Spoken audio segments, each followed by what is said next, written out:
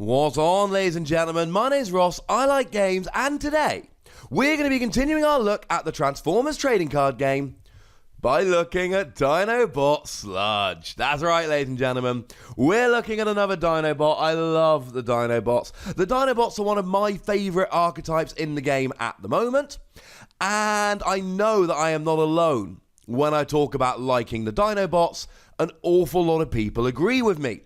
Sludge, some people have said he's the best character in the game. I don't agree with that. My top 5 character ranking will probably be out tomorrow. And although I can tell you definitively Sludge isn't number 1, I can tell you that at the moment, with the list not entirely finalised, Dinobot Sludge is very much on the short list here for inclusion. It's a really good card.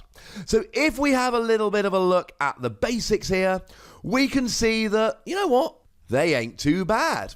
Now, in terms of cost, it is an 8 cost, which is right on average. In terms of health, it's a 12 cost, which is right on average. In terms of defense, it's got 2 in bot mode, right on the average, 1 on alt mode, slightly below average. And in terms of attack, it is 5 in bot mode, 1 above average, and 3 in alt mode, 1 below average. These are average stats. Average cost, average health, and then in one mode, defense is 1 lower than usual, and in the other mode, attack is 1 higher than usual. They're pretty decent. Plus, attack of 5 in bot mode really does make me quite happy. And you know what? The skill in bot mode is alright. It's not amazing, it's nothing stunning, but it's alright. When one of your Dinobots attacks, repair 1 damage from it. This can be very, very useful in terms of healing up your bots. Let's say you're against a Shockwave deck, and your opponent is making you take damage counters when you scrap cards from your hand. Well, if you scrap 3 cards, because you're going to be playing a deck of 3 Dinobots, if you scrap 3 cards, you put 1 damage counter on each, and then you attack with all 3 of them, heal them up with Dinobot Sludge, and you're back to normal. I don't think this is the better of the 2 skills, but as an it's worse than the other one, I really like this. It works really quite nicely as healing. Now, we have also got Dinobot Swoop, which is pretty good as healing. In your alt mode here, when you flip to it, you get to move a damage counter from this character to an enemy. I don't think we're playing Dinobot Swoop, but it is just nice that we've got a little bit going on here with these Dinobots and their healing. But what I really like here is the alt mode. The alt mode skill is redonk. When you flip to this mode, move any number of damage counters from your other Dinobots to this one. Now, I thought this was pretty much a given from my time in other card games, but it has been officially confirmed. You can move as much damage over here as you like. If Dinobot Sludge has 2 health remaining, you can move 20 damage counters over. Obviously, it KOs him and Dinobot Sludge is sad. Yes, that's written into the FAQ. But you can move as much over here as you like, which is awesome. It means that you'll often end up having to sacrifice Dinobot Sludge, but in a Dinobot deck, Grimlock is clearly your main attacker, because if you do more damage than you need to KO, it moves on to another one of your opponent's characters of their choosing. So clearly Grimlock's your main attacker, so if you can take all the damage off a Grimlock over to Sludge, even if it KOs him, that's fine. Because Grimlock's your main attacker, Grimlock's the one with whom you want to be rolling here. Now, in terms of a team, really we have the best team for Dinobots down. Obviously Sludge, because otherwise, you know, kind of talking about Sludge here. Grimlock is your best attacker, that's amazing. So now we've got your 8 cost Sludge, your 10 cost Grimlock, and we add in your 7 cost Snarl. You get to exactly 25 stars. The reason you play Snarl, I mean, the stats are okay.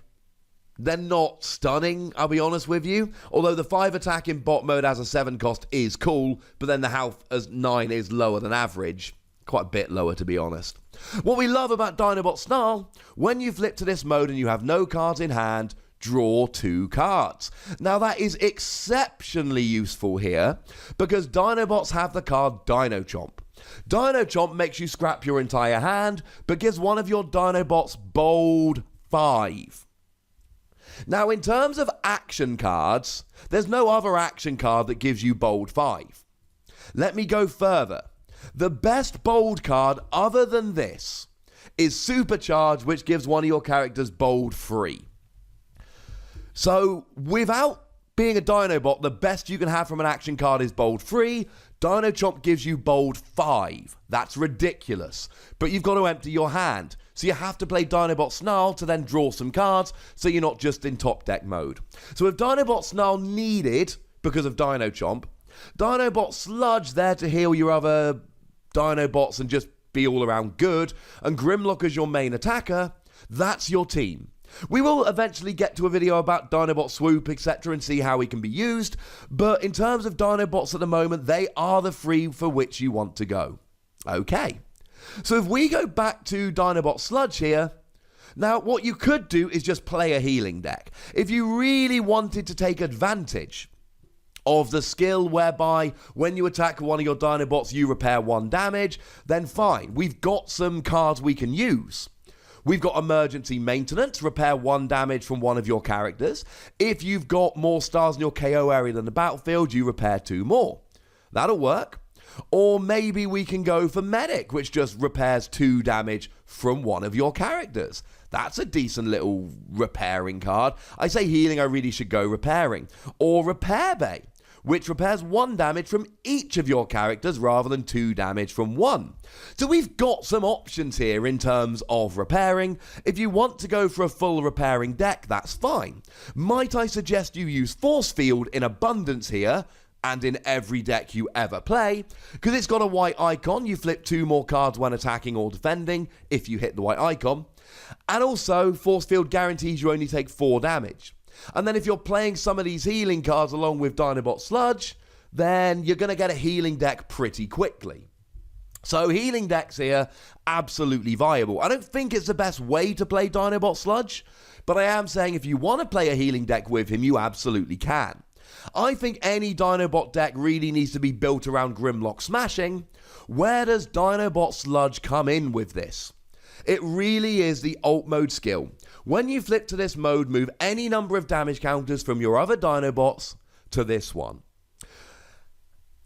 And there aren't really many cards you need to take advantage of this. You flip over, you heal and go. Obviously, you've got the usual cards to help you flip into your other mode, them being Rollout, to flip all of your characters from bot mode to alt mode.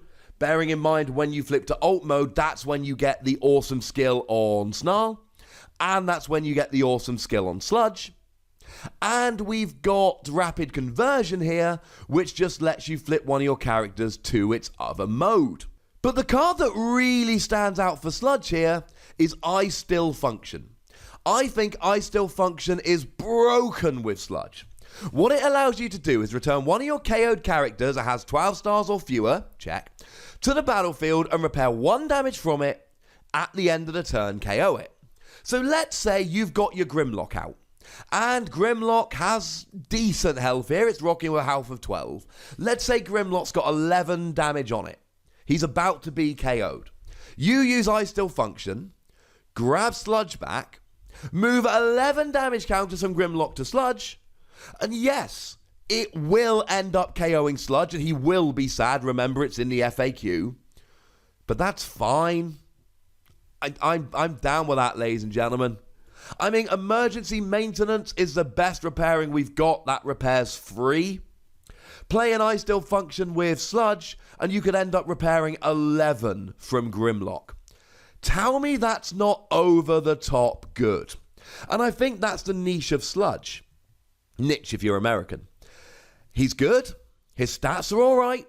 I like that you've got the skill in bot mode. I like that you can heal from your Dinobots. And I like that you could make a repairing deck here, especially with Force Field. But I really do think that the mileage from Sludge is basically using it to keep your others alive. That's where I think we're going.